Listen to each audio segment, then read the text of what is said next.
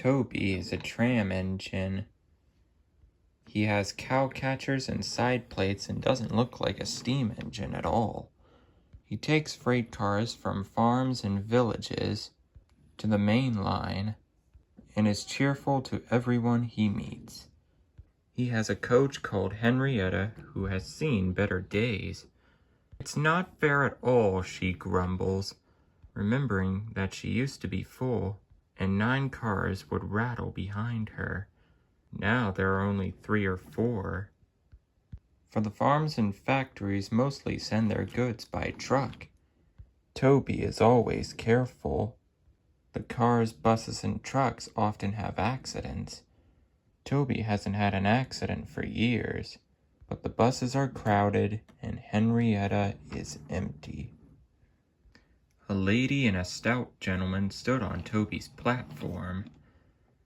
He was, of course, Sir Topham Hatt, but Toby didn't know this yet. "Come on, grandfather," cried the children. "Do look at this engine." "That's a tram engine, Stephen," said Sir Topham Hatt. "Is it electric?" asked Bridget. "Whoosh!" hissed Toby. "Shh!" said her brother. "You've offended him." "But trams are electric, aren't they?" "They are mostly, but this is a steam tram.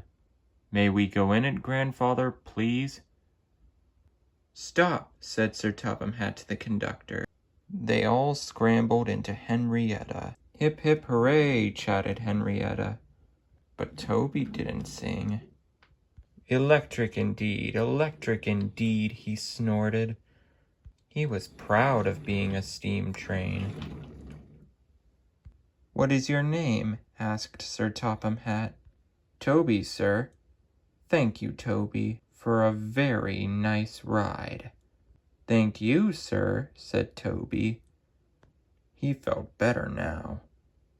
This gentleman, he thought, is a gentleman who knows how to speak to engines. The children came every day for 2 weeks. Sometimes they rode with the conductor, sometimes in empty cars. On the last day of all, the driver invited them into his cab. All were sorry when they had to go away, and Sir Topham Hatt and his family thanked everyone. "Come again soon," replied Toby. We will," called the children, and they waved till Toby was out of sight. The months passed. Toby had few cars and fewer passengers.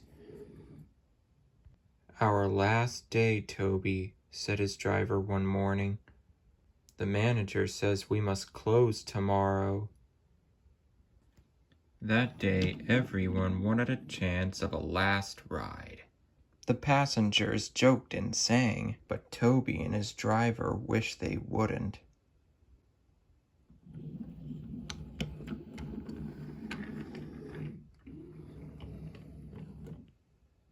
"Goodbye, Toby," said the passengers afterwards. "We are sorry your line is closing down." "So am I," said Toby. Nobody wants me, Toby thought, and went unhappily to sleep. Next morning the shed was flung open, and old Toby woke with a start to see his driver waving a piece of paper at him. "Wake up, Toby," he shouted excitedly. "The mail has just arrived, and there's a letter for us from the stout gentleman. Maybe it's good news."